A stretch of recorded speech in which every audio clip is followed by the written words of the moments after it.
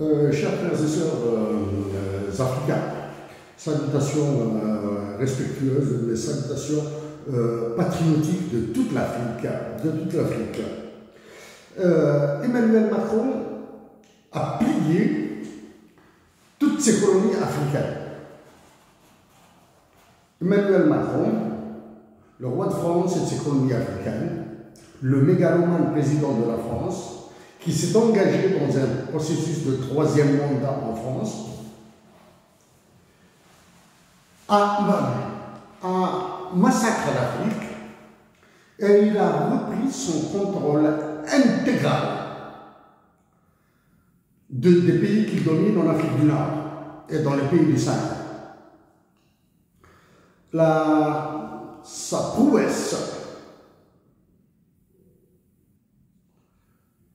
prouesse a été de jumeler l'Algérie et le Sénégal et d'en faire une et une seule victime.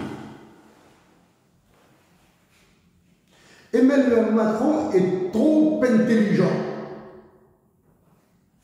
pour les dirigeants africains.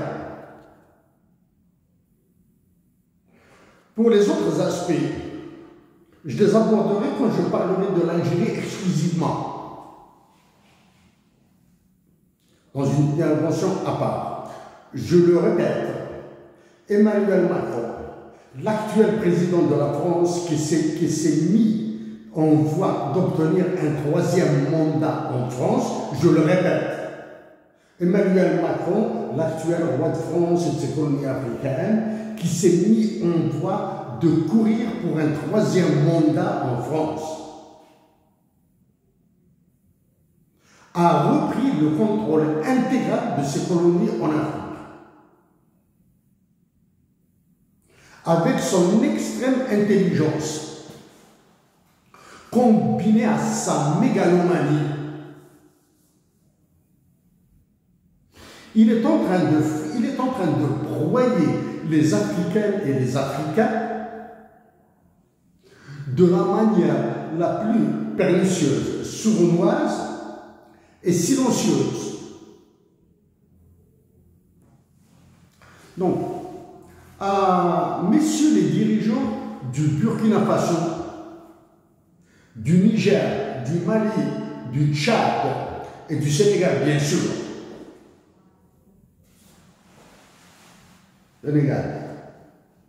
Avec vos homologues algériens, vous avez atteint le sommet de l'indignité.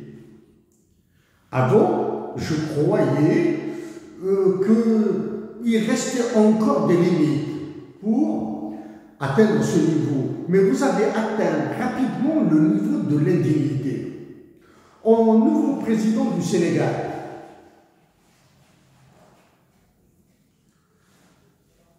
j'avais l'intention de vous féliciter pour votre élection.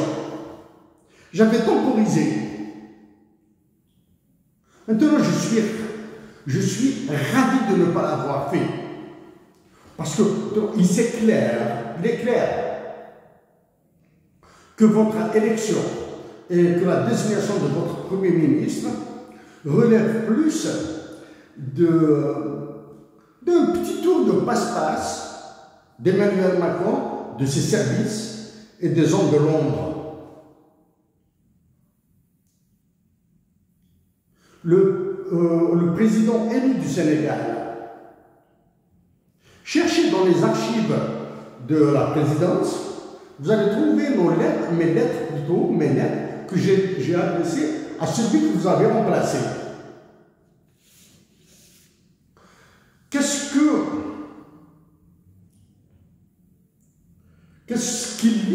qui rend le destin des Sénégalaises et des Sénégalais, des Algériens et des Algériens commun?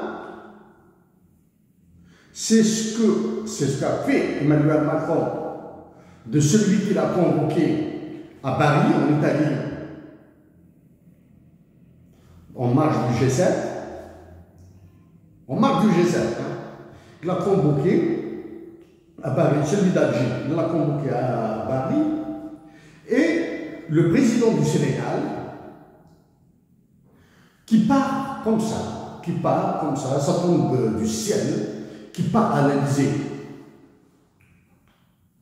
Au président du Sénégal, vous êtes élu. Vous êtes un élu. S'il vous plaît, vous et votre Premier ministre, évitez de parler de la légitimité politique, évitez de parler de la légitimité démocratique, évitez de parler de l'indépendance, évitez de parler de l'avenir du Sénégal, évitez tout ça. Hein? Évitez tout ça.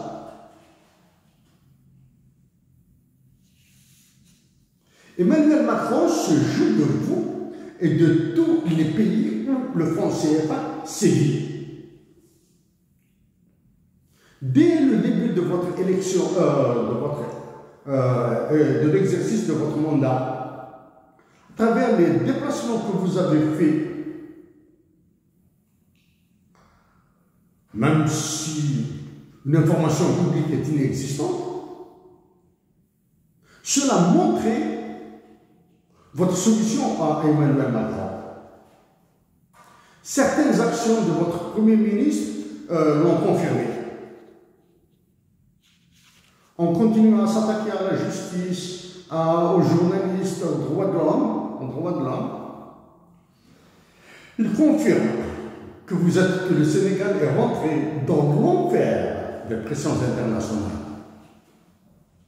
Mon pays, l'Algérie, est dans la même situation, sinon pire. Le Mali, le Niger et le Burkina Faso s'ils continuent dans cette forme de résistance et s'ils décident de quitter immédiatement le franc CFA, il y a de l'espoir. Mais sinon, je le répète, c'est la nation algérienne qui vous sauvera. La nation algérienne elle sera dans l'obligation de vous sauver. Comment elle vous sauvera? En demeurant pacifique, en ayant le courage de dire l'audace, de dire à Emmanuel Macron de se tailler de notre pays,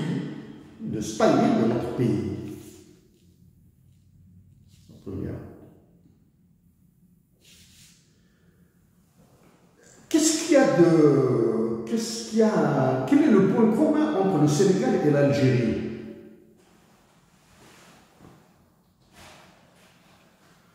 Ça fait une semaine, c'était la fête du sacrifice, Eid al-Adha. La fête du sacrifice. La nation sénégalaise est aussi musulmane que la nation algérienne.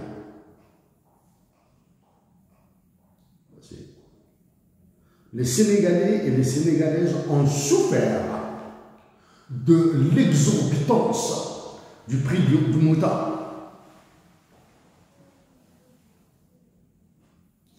Ils ont souffert de l'exorbitance du prix du mouton. L'Algérie, c'est encore pire. Mes compatriotes algériens se plaignent de l'inflation, bien sûr, ils se plaignent de l'absence du chef de cheptel, etc. Ils peuvent invoquer tout ce qu'ils veulent, de la spéculation, etc. Mais ils doivent d'abord se poser la question sur la production de ce cheptel, le renouvellement du cheptel. La production, le renouvellement du cheptel est une question qu'a soulevée Hussein Hamid en 1964 dans son livre. En 2024, elle se repose. Hussein Hamid, il était visionnaire. Hussein Hamid était de là. Bon.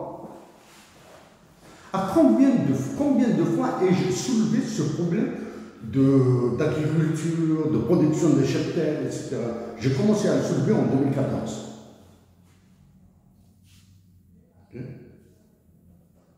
En Algérie, avec quoi? Et au Sénégal, avec quoi allez-vous produire, renouveler le cheptel? Avec quoi? avec des moutons, des brebis, etc. Des taureaux, des vaches. Que vont manger ces bêtes?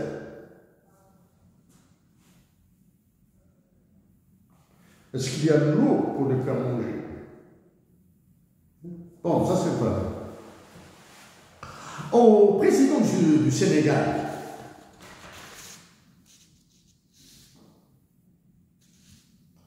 de remarque, je suis les pays colonisés par la France, les pays dominés, manipulés par le roi de France Emmanuel Macron, je le suis depuis 10 ans.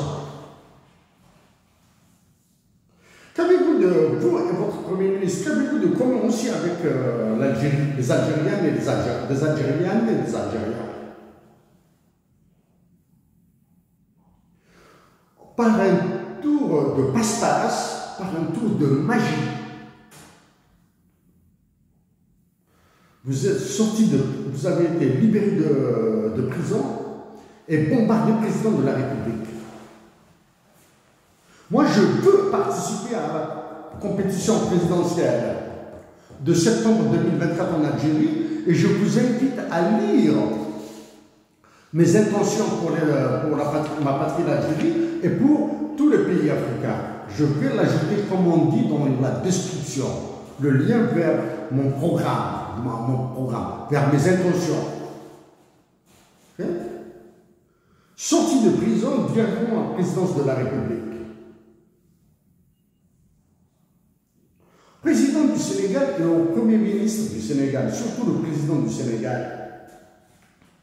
En Algérie, les détenus politiques croupissent encore dans les geôles algériennes. Parmi toutes ces personnes, parmi tous ces détenus politiques, il y a Essam Farid. C'est un journaliste spécialiste en économie. Spécialiste de l'économie, mais somptueuse plume dans le domaine de l'histoire, de la culture. Il est toujours en prison. Croyez-vous qu'il sera libéré de sitôt? Non. Il est toujours, tous les détenus politiques en Algérie sont innocents. Voilà. Vous êtes-vous exprimé sur les détenus politiques en Algérie? Non. C'est l'un des signes que vous êtes soumis, que vous êtes dominé par la France, par Emmanuel Macron. Donc j'ai parlé de l'inflation, de votre sacrifice, de vos visiteurs en France, de la tenue politique. Un autre élément, qu'est-ce qu'il y a? Un autre élément. Le Sénégal a découvert le pétrole. D'après les médias, ils vous ont ramené dans une fiole des bouts du pétrole sénégalais. Bienvenue dans les pays pauvres, très endettés. Bienvenue dans les pays pauvres, lourdement endettés, qui souffrent du manque de patriotisme de leurs dirigeants. Bienvenue. Vous allez aggraver votre situation avec le pétrole, vous serez encore atteint de la DSS. Mes amis sénégalais ici au Canada, peut-être me reprocheront la sévérité de mes mots. Non.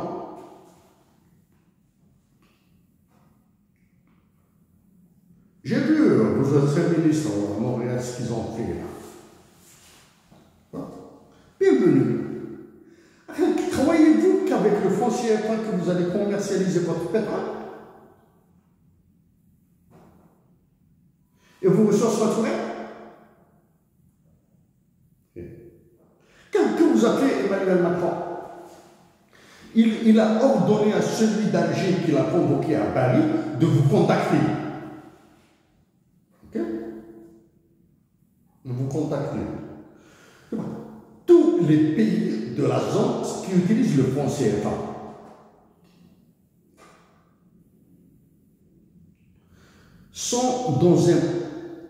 ont des dirigeants indignes. Alors, j'espère que je deviendrai président de la République en Algérie. Je mettrai en œuvre ce que je dis là. Que suis-je dans le secret des dieux? Non, je vous rassure. Dirigeants du Tchad, du Mali, du Niger, du Burkina Faso, du Sénégal, j'évite d'ajouter la Côte d'Ivoire. J'évite d'ajouter le Bénin. La politique ivoirienne est une politique cancérigène.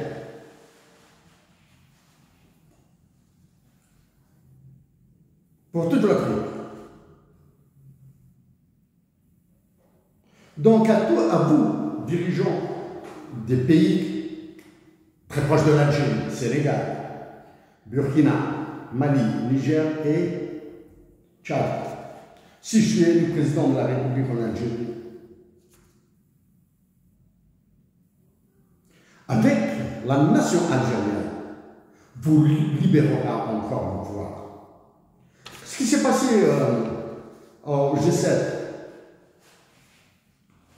après la convocation de celui qui occupe la présidence de la République en Algérie, qui a fait une conciergerie. Ce qui s'est passé.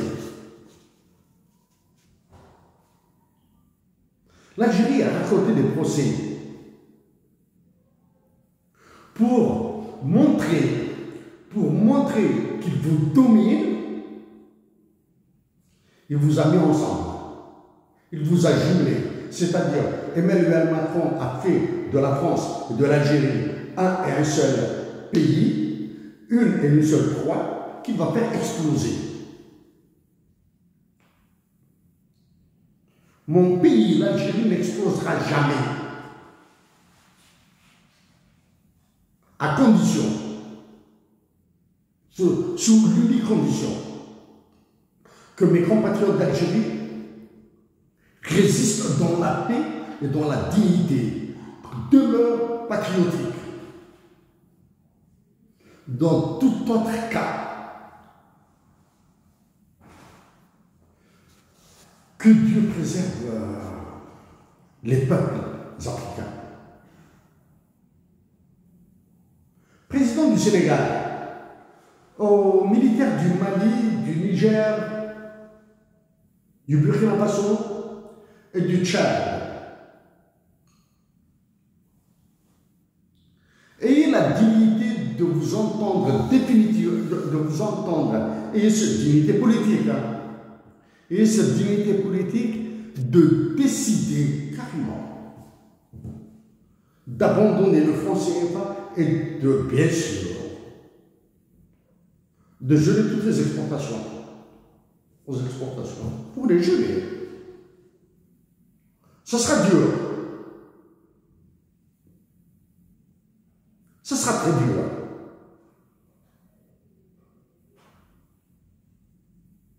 Mais si vous réussissez, si les peuples réussissent, vous deviendrez des peuples émancipés. Vous allez faire trembler Emmanuel Macron et vous risquez d'annuler son troisième mandat. Vous allez faire trembler les États-Unis d'Amérique.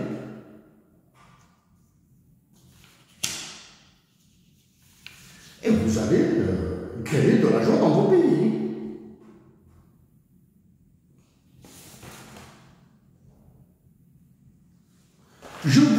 Maintenant, je vais vous fournir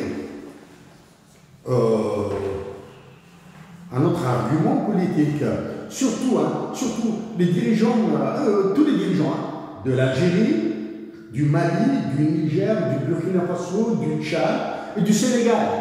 Vous vous êtes débranchés là, vous êtes débranchés. Le Bénin, vous êtes complètement débranchés des sphères des enjeux internationaux.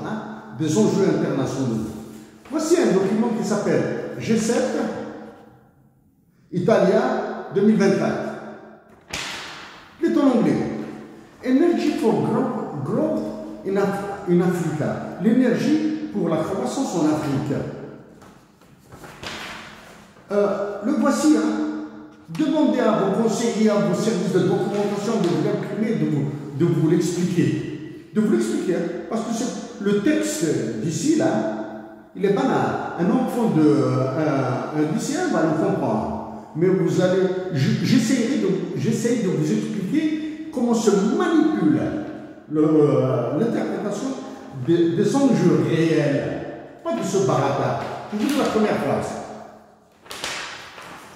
Premier paragraphe. We, the representatives of Canada, the Republic of Congo, Côte d'Ivoire, Ethiopia, France, Germany, Italy, Japan, Kenya, Mozambique, Nigeria, South Africa, the United Kingdom, the United States of America, and the European Union recognize that universal access to affordable clean energy is a key factor for sustainable, resilient, and inclusive economic growth and social development as proclaimed by the 2030 Agenda for Sustainable Development and the African Union's Agenda 2063. It also contributes to meeting the climate goals of the Paris Agreement and to keeping a temperature limit of 1.5 Celsius within reach.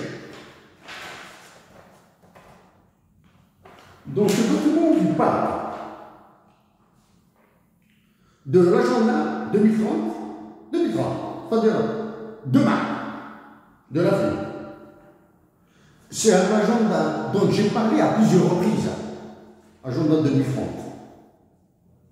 dans le cadre de la dérive. Agenda 2030, vous le savez, c'est impossible même de tracer des trottoirs pour le stationnement de vos voitures, des voitures des corrompus. Et vous travaillez sur l'agenda 2030, en plein poste. Plus l'agenda de l'Union africaine pour 2063. Alors que toute l'Afrique crève de faim, on parle de ça. Mais qu'est-ce qu'il y a dans ce premier paragraphe? C'est valable pour tout le reste. Hein. Tout ça, ils l'ont adossé à l'ONU. Vous êtes d'accord avec que l'Organisation des Nations Unies soutient ça? Non. C'est pour lui donner l'onction internationale. C'est-à-dire, ils diront qu'ils ne sont pas un colonialisme. C'est-à-dire, c'est l'ONU qui est devenue une organisation de colonialisme. Ça, je l'ai dit à Antonio Guterres. J'ai reçu de son département une réponse il y a 2 semaines, une réponse il y a 2 semaines de cela. Vous, pays africains, vous qui avez des représentants pistonnés, pantouflés, c'est le gendre, c'est le beau-frère, c'est l'ami de l'ami, c'est un ami qui a payé, etc. Que vous avez envoyé ou vous représentez à l'ONU, à New York. Et pour atteindre, rester dans la limite de la croissance, de l'augmentation de la température de 1,5 selon l'accord de Paris. Dans les pays avancés, ils n'ont pas fait ça. Ils vont faire ça. C'est ça. Demandez à vos conseillers de vous le lire. Président du Sénégal, je sais que bientôt, celui de l'Algérie viendra ou vous allez venir à Alger. S'il vous plaît, évitez de dire dans le cadre de la fraternité, etc., etc., etc. Maintenant, je viens à l'essentiel. Je vous le répète, votre action au président du Sénégal, vos premières actions auprès de la CEDEAO, de l'UMOA, de l'UMOA, etc., vos déplacements dans les pays qui vous entourent, là, etc., on veut montrer que vous avez reçu des ordres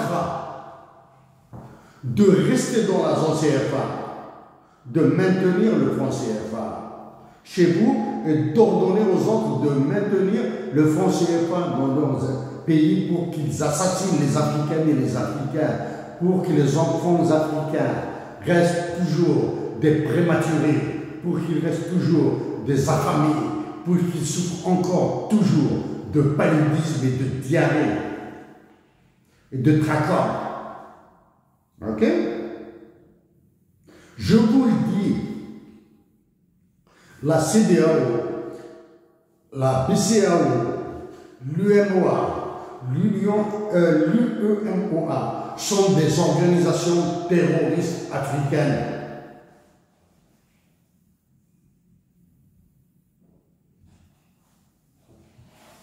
Je vous invite à réécouter ce que j'ai dit aux autres chefs d'État. Vous pouvez dire aussi, dès à présent, au président de la Commission de l'Union africaine, Faki Mohamed Moussa, qu'il est un plantant, qui n'est même pas un concierge, il est un plantant de l'Union européenne et des États-Unis d'Amérique. Je vous rappelle qu'au déclenchement du conflit Russie-Ukraine, des chefs d'État africains sont partis en Ukraine et en Russie pour, soi-disant, participer à un processus de paix. Donc réellement, c'est la demande de paix pour la famille, pour contrer la famille qui menace les Africains et les Africains.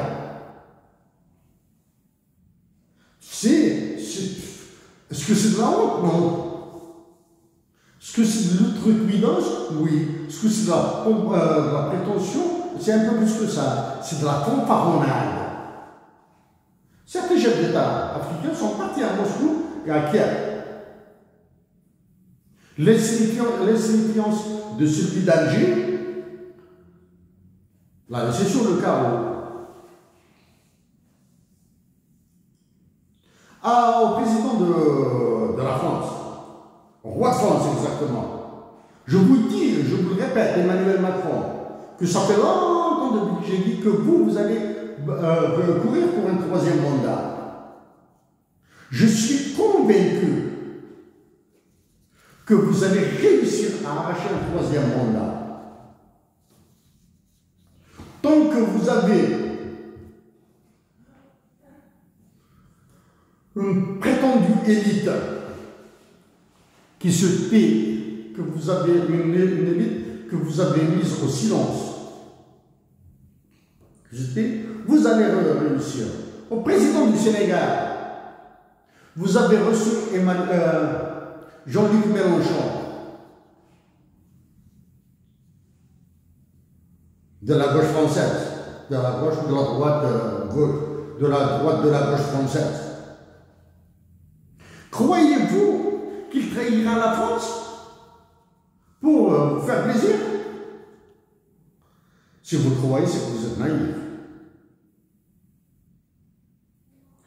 Au pays, au Mali, Niger, Tchad, Burkina Faso, Sénégal, si Emmanuel Macron a écrasé l'élite française, croyez-vous que c'est votre regroupement qui va vous sauver? Non. Le seul comportement qui vous sauvera, c'est de faire appel à vos peuples et de respecter leur volonté. Pour ma part, je vous le répète, je vous invite à lire ce que j'ai l'intention de faire en Algérie si la nation algérienne